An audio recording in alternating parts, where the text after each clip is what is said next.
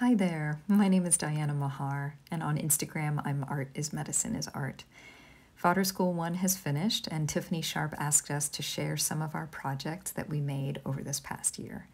You'll find a link in the description box to the other videos in the YouTube Hop series below. The first month we made a book to store all of the small pieces of collage fodder that we'd be making throughout the course. Tiffany called this a fodder keeper, and it was made out of painted file folders bound together with plastic sleeves. I absolutely loved the acrylic painting technique she showed us. It creates so many different color combinations and textures so that each page was unique. The transparent sleeves make it easy to see all of the bits and pieces and focal points that you have, so you can find what you need when you're working on an art project.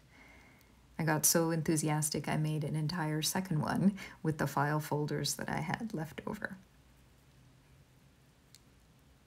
Then Autumn Moon's classes helped us to create a variety of different collage papers using a limited palette and our own handwriting to make graphic marks.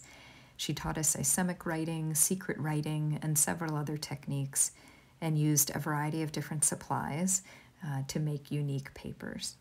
I've never liked my handwriting, and I really love the exercises to try to reimagine my writing as a graphic element.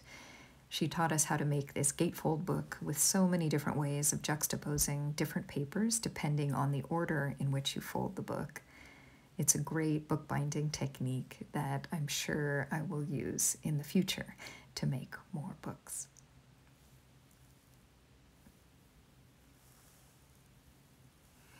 Roxanne Paget's lessons came together to make this beautiful accordion book where she challenged us to draw a shape and then showed us techniques to make many different kinds of mixed media papers, and then to use the repeated shape to create a diversity of images.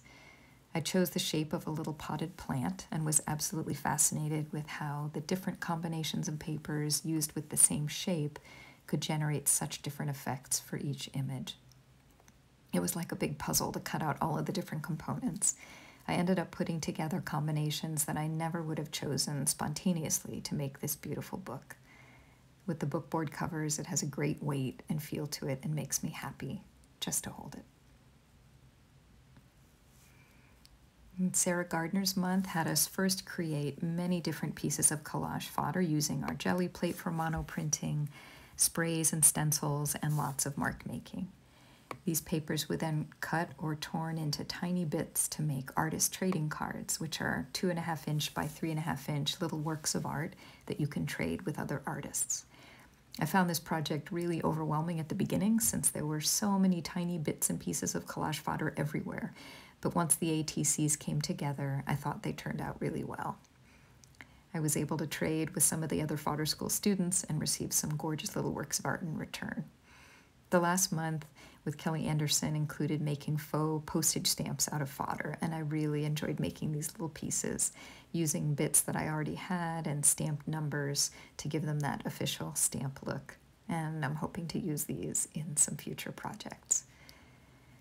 I also added some collage fodder to the backs of some vintage slides that I picked up at an estate sale and hope to stick those into some other pieces once I finish doing the embellishment for them.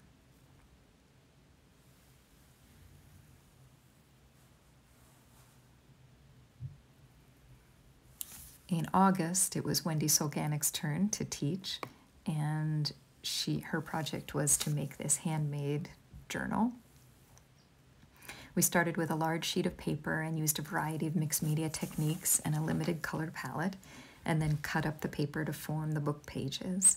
And the pages were then bound with pieces of fabric that had been altered with a number of different techniques, and using a binding that I had never seen taught before. I learned how to use a focused color palette and how that can give a coordinated effect, even though, as you can see, there's lots of different types of materials going on here. I used some colors that I don't typically gravitate towards to try to get out of my comfort zone, and the book has an amazing amount of texture and a wonderful feel in your hand. I intended to do some writing in it, but it's so beautiful I haven't been able to add anything else to it just leaving it as is.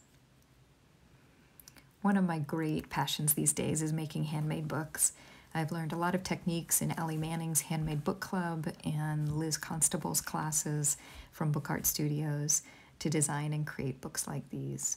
The techniques that I've learned in Fodder School have really helped me to loosen up, to grow in my art practice, to play with paper, and to create mixed media papers that I can use for the covers and the signature papers inside. So that's an extra layer of benefit that I've gotten from Fodder School. I'm hoping to make lots of more books in the future.